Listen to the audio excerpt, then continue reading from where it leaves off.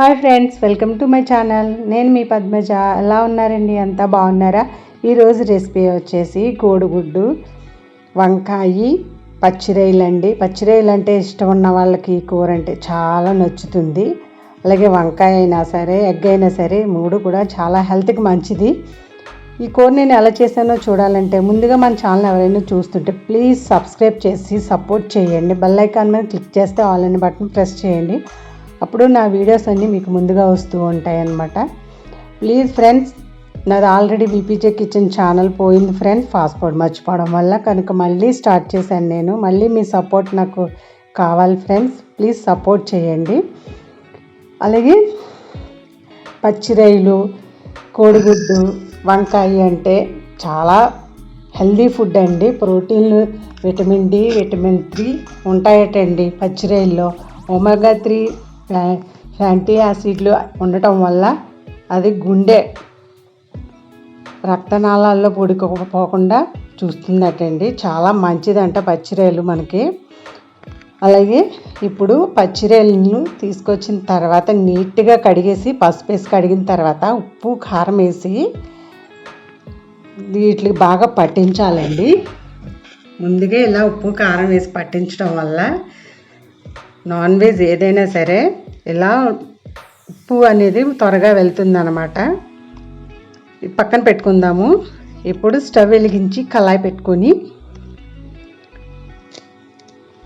Oil వేసుకోవాలి. Oil heat అయిన తర్వాత పసుపు వేసుకొని ఎగ్స్ ఇలా హై ఫ్లేమ్లోనే ఫ్రై చేయండి ఫ్రెండ్స్.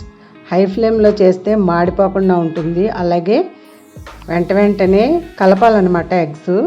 ఎగ్స్ ఎగిపోయిన తర్వాత తీసేసి పచ్చిమిర్చి అలాగే ఆనియన్స్ కూడా వేసుకొని గోల్డెన్ బ్రౌన్ వచ్చే వరకు కొంచెం ఫ్రై చేయాలి. ఉప్పు వేస్తే త్వరగా వేగిపోతాయి కాబట్టి కొంచెం ఉప్పు వేసానండి. చూడండి, ఇప్పుడు మనకి ఒక 2 minutes మూత పెట్టి మగ్గిన తర్వాత ఉల్లిపాయ అనేది బాగా మగ్గిపోయింది. ఇందులో ఇప్పుడు అల్లం వెల్లుల్లి పేస్ట్ 2 స్పూన్లు వేసి పచ్చివాసన పోయే వరకు కొంచెం ఫ్రై చేసుకోవాలి. ఇప్పుడు టమాటాలను ఇలా స్మాష్ చేసి వేసుకోవాలండి. అది మిక్సీ పట్టి వేసుకోవచ్చు కదా అని మీరు అనుకుంటారు. మనం చేసేది పులుసు అయితే మిక్సీ పట్టి వేసుకుంటే బాగుంటుందండి. కానీ ఈగురికి ఎప్పుడైనా ఇలా స్మాష్ చేసి వేస్తే బాగుంటుంది అనమాట. ఇలా పిప్ అనేది వేసేసుకొని ఆ జ్యూస్ పక్కన పెట్టుకోవాలి. మనం మూత పెట్టి మగ్గనిద్దామని, టమాటాలు కొంచెం గట్టిగా ఉంటాయి కాబట్టి ఈ జ్యూస్ అనేది పక్కన పెట్టుకుందాము. ఇప్పుడు చూద్దాము ఒకసారి. చూడండి, ఇందులోనే రొయ్యలు కూడా వేసేసుకొని మీడియం ఫ్లేమ్లో ఉంచుకుని మగ్గనివ్వాలండి. రొయ్యల్లో వాటర్ అంతా బయటకు వచ్చి రొయ్య అనేది మగ్గుతుంది. మనం ఉప్పు కారం ముందుగా పట్టించాం కాబట్టి రుచిని మాత్రం ఎక్కడికి పానవదండి. టేస్ట్ బాగుంటుంది. మూత పెట్టి 2 minutes మీడియం ఫ్లేమ్లో మగ్గిన తర్వాత ఇందులో వంకాయలు చూడండి, నేను కొంచెం పెద్ద సైజు ముక్కలే కోసాను. చిన్నవి అయితే బాగా కూరలో కలిసిపోతాయని.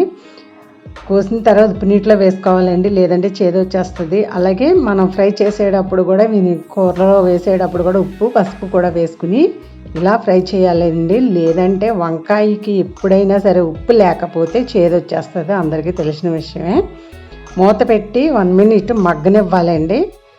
మీడియం ఫ్లేమ్లోనే మగ్గనివ్వాలి, మాడిపోకుండా చూసుకోండి. మగ్గిన తర్వాత ఎగ్ అనేది వేసేసుకోవాలి. ఈ ఎగ్స్కి డాట్స్ పెట్టుకోవాలి ఫ్రెండ్స్.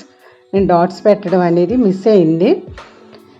మీరు డాట్స్ పెట్టండి, కొంచెం పెద్దగానే పెట్టండి ఫ్రెండ్స్. ఇగురు అనేది ఉప్పు పులుసు అనేది లోపలికి వెళ్తుంది, అప్పుడు టేస్ట్ బాగుంటుంది. అలాగే కారం ఉప్పు అనేది మీ ఇష్టం ఫ్రెండ్స్, మీకు రుచికి తగినంత వేసుకోండి. అలాగే జీలకర్ర పొడి, ధనియాల పొడి, కొంచెం గరం మసాలా, ఇది కసూరి మేతి 1 స్పూను వేసానండి. గరం మసాలా అంటే పెద్దగా ఎక్కువ వేసేయకూడదండి. కూరకి ఎంత అయితే సరిపోద్దో అంతే వెయ్యాలండి. అందరూ చేస్తారు పాపం కర్రీ, కాకపోతే కొంతమందికే రుచి వస్తుంది, కొంతమందికి ఆ రుచి రాదు అనుకుంటారు. అది మనం టేస్ట్ని తగ్గట్టు వేసుకోవాలండి. అలా కలిపిన తర్వాత మనం టమాటాలో ఉన్న జ్యూస్ ఉంది కదా, ఆ జ్యూస్ వేసుకొని కొంచెం మళ్ళీ వాటర్ వేసుకోవాలి. ఆల్రెడీ మనకి వంకాయలు మగ్గిపోయాయి, అలాగే రొయ్యలు కూడా చాలా వరకు ఉడికాయి. కనుక ఎక్కువ వాటర్ వేయకుండా, ఎక్కువ వాటర్ వేస్తే మళ్ళీ వంకాయలు బాగా మెత్తగా అయిపోతాయండి, బాగోదు. కొంచెం ముక్కలుగా ఉండి తగులుతూ ఉంటేనే తినడానికి బాగుంటుంది. అందుకని కొంచెం వాటర్ వేసి మీడియం ఫ్లేమ్లోనే పెట్టి మూత పెట్టి ఒక 2 మినిట్స్ ఉడకనిస్తే సరిపోతుంది. చూద్దామండి 2 మినిట్స్ తర్వాత. చూసారా ఆయిల్ అంతా పైకి వచ్చేసింది. వంకాయలు కూడా ఇలా తేలినట్టు ఉన్నాయి కదా, ఈ రకంగా ఉండాలన్నమాట. వంకాయ త్వరగానే ఉడికిపోతుంది, మరీ ఉడికిపోతే బాగోదండి. అందుకని ఇలా మొక్కల్లా ఉంటేనే బాగుంటుంది. మంచి స్మెల్ వస్తుంది, టేస్ట్ కూడా చాలా బాగుందండి. పచ్చిరొయ్యలు వేసి ఏం చేసినా కూడా, ఏ కర్రీ కానీ ఏ డిష్ చేసినా కూడా పచ్చిరొయ్యలతో చాలా రుచిగా ఉంటుంది. మసాలాలు అనేది చూసి వేసుకోండి ఫ్రెండ్స్, హెల్త్కి అంత మంచిది కాదు. వేయాల్సిన చోట కంపల్సరీ వేసుకోవాలి, అలాగని ఎక్కువ వేసుకోకూడదు. దానికి ఎంత మోతాదులో పడితే అంతే రుచి ఉంటుంది, బాగుంటుంది. చూసారా ఫ్రెండ్స్, ఈ వీడియో మీకు నచ్చిందని అనుకుంటున్నాను. నచ్చితే కనుక ఒక లైక్ ఇచ్చి షేర్ చేసి కామెంట్ పెట్టండి ఫ్రెండ్స్. అలాగే నా ముందు ఛానల్ లాగా మళ్ళీ ఈ ఛానల్ కూడా కొంచెం సపోర్ట్ చేయండి ఫ్రెండ్స్. ఈ వీడియో మీకు నచ్చిందని అనుకుంటున్నాను. నచ్చితే కనుక థ్యాంక్స్ ఫర్ వాచింగ్.